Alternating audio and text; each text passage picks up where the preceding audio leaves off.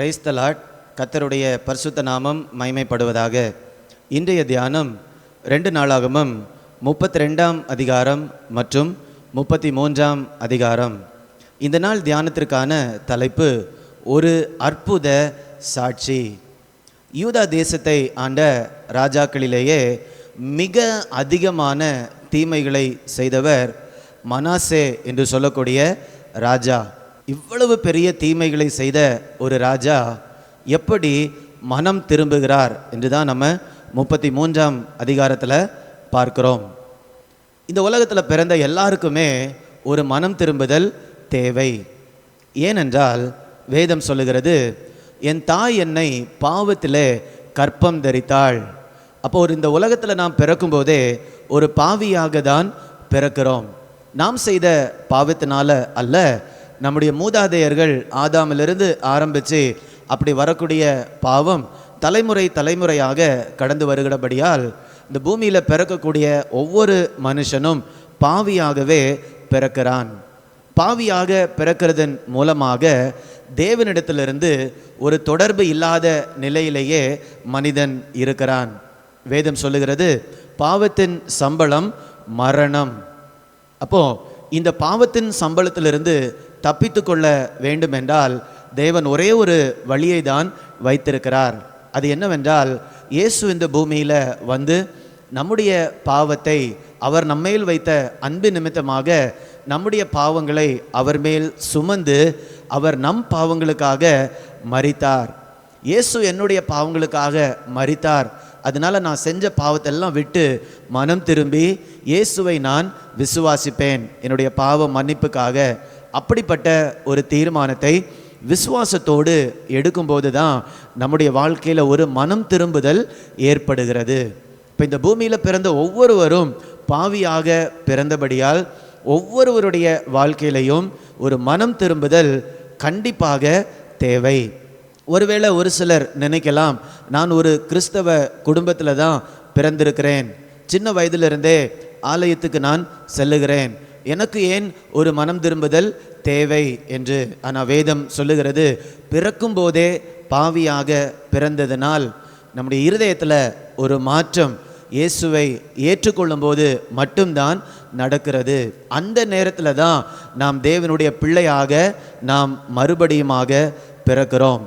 இன்றைக்கு நாம் மனாசே ராஜாவுடைய வாழ்க்கையில் மனம் திரும்புதல் எப்படி ஏற்பட்டது, அதற்கு முன்பதாக அவர் எப்படி இருந்தார், அதன் பின் அவருடைய வாழ்க்கையில் எப்படிப்பட்ட மாற்றங்கள் இருந்தது என்று நாம் தியானிக்க போகிறோம். அதனால தான் இந்த நாள் உள்ள தலைப்பை ஓர் அற்புத சாட்சி என்று நாம் பார்க்கிறோம்.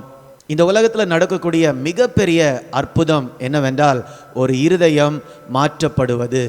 33ஆம் அதிகாரம் முதல் வசனத்திலிருந்து 9ஆம் வசனம் வரைக்கும் வாசிக்கும்போது மனாசே ராஜா மனம் திரும்புவதற்கு முன்பதாக அவருடைய வாழ்க்கை எப்படி இருந்தது என்று நாம் வாசிக்கிறோம்.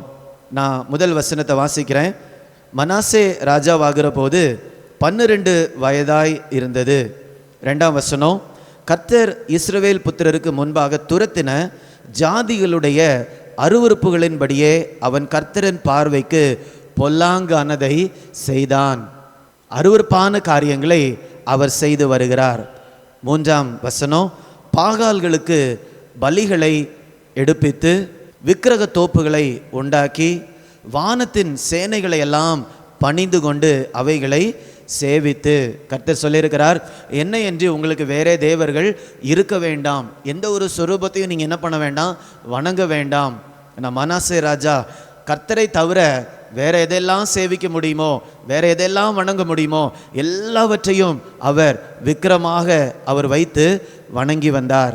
அது மாத்திரமல்ல, 6ஆம் அதிகாரத்தில் தன் குமாரரை தீ மிதிக்க பண்ணி நாளும் நிமித்தமும் பார்த்து பில்லி சூனியங்களை அனுசரித்து அஞ்சனம் பார்க்கிறவர்களையும் குறி சொல்லுகிறவர்களையும் வைத்து கர்த்தருக்கு கோபம் உண்டாக அவர் பார்வைக்கு மிகுதியும் பொல்லாப்பானதை செய்தான்.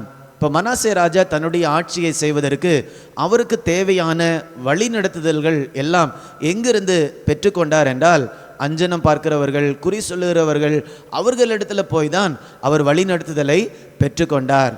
கர்த்தர் அவரை சார்ந்து ஒவ்வொரு ராஜாவும் இருக்க வேண்டும் என்று விருப்பப்பட்டார்.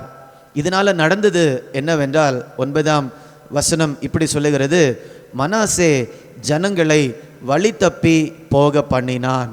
அவன் மாத்திரம் பாவம் செய்யல, ராஜாவாக இருந்தபடியால் ஜனங்களும் வழி தப்பி போவதற்கு, கர்த்தரை விட்டு பின்வாங்கி போவதற்கு இந்த ராஜா காரணமாக இருந்தான். இதுதான் மனாசே ராஜா தான் மனம் திரும்புவதற்கு முன்பதாக எப்படி இருந்தான் என்று நாம் பார்க்கிறோம். அடுத்தபடியாக அவர் எந்த சூழ்நிலையில் மனம் திரும்பி இருக்கிறார் என்று நாம் பார்க்க போகிறோம். 11ஆம் வசனத்தை நான் வாசிக்கிறேன். ஆகையால் கர்த்தர் அசீரிய ராஜாவின் சேனாபதிகள் அவர்கள் மேல் வரப்பண்ணினார். அவர்கள் மனாசேயை முட்செடியில் பிடித்து 2 வெண்கல சங்கிலியால் அவனை கட்டி பாபிலோனுக்கு கொண்டு போனார்கள். இந்த வசனத்தில் நாம் பார்க்கிறோம், மனாசே கரங்களை சங்கிலியினால கட்டி பாபிலோனுக்கு கொண்டு போகிறார்கள். 12ஆம் வசனம், இப்படி அவன் பாபிலோனில் நெருக்கப்படுகையில் தன் தேவனாகிய கர்த்தரை நோக்கி கெஞ்சி தன் பிதாக்களின் தேவனுக்கு முன்பாக மிகவும் தன்னை தாழ்த்தினான். அவரை நோக்கி அவன் விண்ணப்பம் பண்ணி கொண்டிருக்கிற போது அவன் கெஞ்சுதலுக்கு இறங்கி அவன் ஜெபத்தை கேட்டு அவனை திரும்ப எருசலேமில் உள்ள தன்னுடைய ராஜ்யத்திற்கு வர பண்ணினார். கர்த்தரே தேவன் என்று அப்பொழுது மனாசே அறிந்தான்.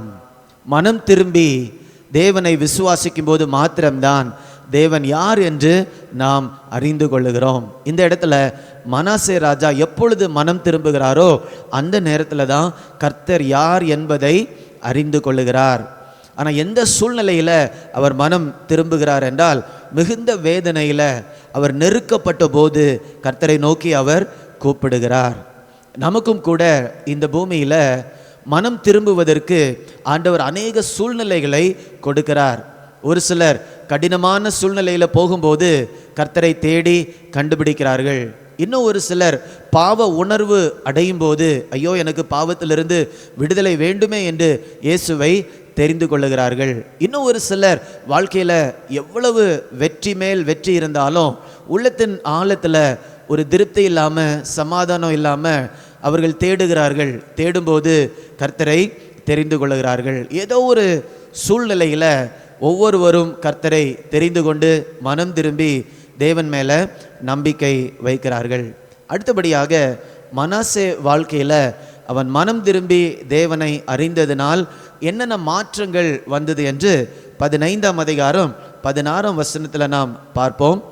கர்த்தருடைய ஆலயத்திலிருந்து அந்நிய தேவர்களையும் அந்த விக்கிரகத்தையும் எடுத்து போட்டு கர்த்தருடைய ஆலயம் உள்ள மலையிலும் எருசலேமிலும் தான் கட்டியிருந்த எல்லா பலிபீடங்களையும் அகற்றி பட்டணத்துக்கு புறம்பாக போட்டு வைத்து கர்த்தருடைய பலிபீடத்தை செப்பனிட்டு அதன் மேல் சமாதான பலிகளையும் ஸ்தோத்திர பலிகளையும் செலுத்தி இஸ்ரவேலின் தேவனாகிய கர்த்தரை சேவிக்க வேண்டும் என்று யூதாவுக்கு கட்டளையிட்டான். மனம் திரும்பின உடனேயே அந்த மனம் திரும்புதல் மனாசேயோட வாழ்க்கையில் வெளிப்படையாக தெரிய ஆரம்பித்தது. அவன் கட்டின எல்லா விக்கிரக தோப்புகளையும் உடைத்து போடுகிறான். கர்த்தருடைய பலிபீடத்தை செப்பனிட்டு சமாதான பலிகளையும் ஸ்தோத்திர பலிகளையும் இட்டு தேவனை தொழுது கொள்ளுகிறான். அது மாத்திரமல்ல, யூதா தேசத்தில் உள்ள ஒவ்வொருவருக்கும் சொல்லி நீங்கள் கர்த்தரை சேவியுங்கள் என்று அவர் கட்டளை கொடுக்கிறார்.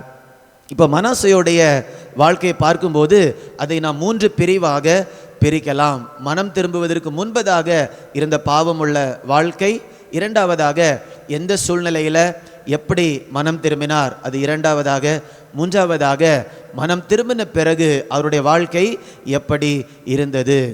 தேவனை தனிப்பட்ட முறையில் அறிந்து கொண்ட ஒவ்வொரு மனுஷனுடைய வாழ்க்கையிலும் இப்படி தான் 3 பிரிவுகள் இருக்கும்.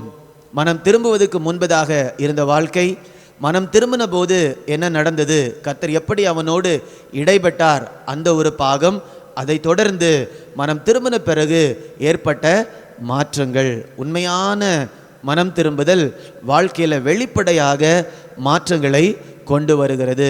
இன்னைக்கு நாமும் கூட நான் உண்மையாகவே மனம் திரும்பி இருக்கிறேன் என்று சொல்லுவோம் என்றால் நம்முடைய வாழ்க்கையில் வெளியரங்கமாக அந்த மாற்றங்கள் கண்டிப்பாக தெரியும்.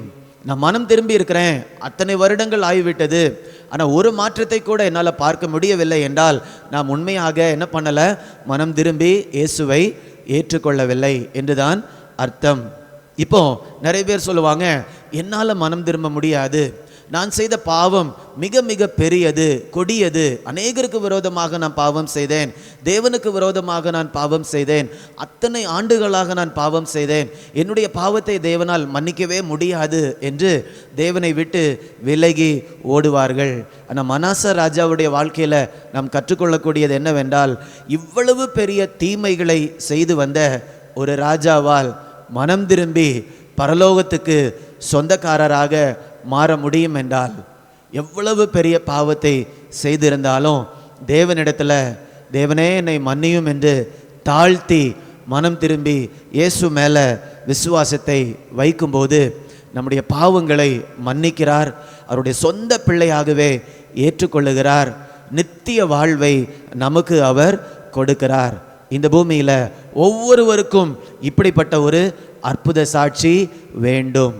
ஒவ்வொருவருக்கும் இப்படிப்பட்ட ஒரு அற்புத சாட்சியை கொடுப்பதற்கு தேவன் வல்லவராக இருக்கிறார். இதை பார்த்து கொண்டிருக்கக்கூடிய அன்பானவர்களே, உங்கள் வாழ்க்கையில் இப்படிப்பட்ட ஒரு சாட்சியை சொல்ல முடியுமா?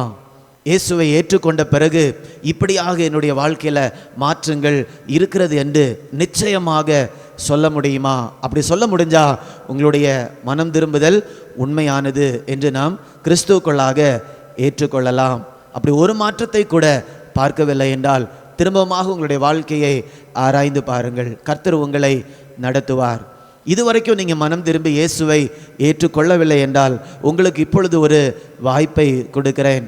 நீங்கள் எவ்வளவு கொடிய பாவங்களை செய்திருந்தாலும் மனாசே ராஜா செய்தது போல உங்களை தாழ்த்தி, இயேசுவே என்னுடைய பாவத்தை மன்னியும், உமக்கு விரோதமாகவும் மற்றவர்களுக்கு விரோதமாகவும் நான் பாவம் செய்திருக்கிறேன், பாவத்தினுடைய தண்டனை மரணம், உம்மை விட்டு நித்தியமான ஒரு பிரிவு, அப்படிப்பட்ட ஒரு நித்திய வாழ்க்கை எனக்கு வேண்டாம், இயேசு என்னுடைய பாவத்திற்காக சிலுவையில் மரித்ததற்காக நன்றி, என் உள்ளத்தில் வாங்க, என் வாழ்க்கையை மாற்றுங்க என்று உண்மையாக நீங்கள் ஜெபிப்பீர்கள் என்றால் இயேசு உங்களுடைய பாவங்களை மன்னிப்பார், உங்கள் வாழ்க்கையில் வருவார், உங்களுக்கும் நித்திய ஜீவனை தருவார். நாம் ஜெபிக்கலாமா?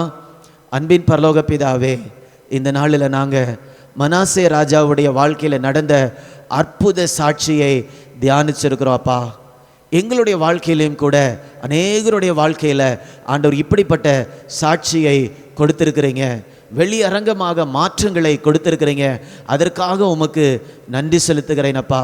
இதை பார்த்து கொண்டிருக்கக்கூடிய யாராவது என் வாழ்க்கையில் மாற்றம் இல்லையே என்று அவர்கள் இந்த நேரத்தில் ஏங்கி கொண்டிருப்பார்கள் என்றால் அவர்களுடைய பாவங்களையும் ஆண்டவரே நீங்கள் மன்னித்து மாற்றத்தை நீங்கள் கொடுக்கும்படியாய் ஜெபிக்கிறேன் அப்பா. இதை பார்க்கக்கூடிய ஒவ்வொருவரும் ஆண்டவருடைய மன்னிப்பை பெற்றுக்கொண்டு ஒரு அற்புத சாட்சியோடு இந்த பூமியில் காணப்பட்டு நித்திய ஜீவனை சுதந்திரித்து கொள்ள ஆண்டவர் கிருபை தரும்படியாய் ஜெபிக்கிறேன். மீட்பர் இயேசுவின் மூலம் கேட்கிறேன், ஜீவனுள்ள நல்ல பிதாவே. ஆமேன், ஆமேன். God bless you. God bless you.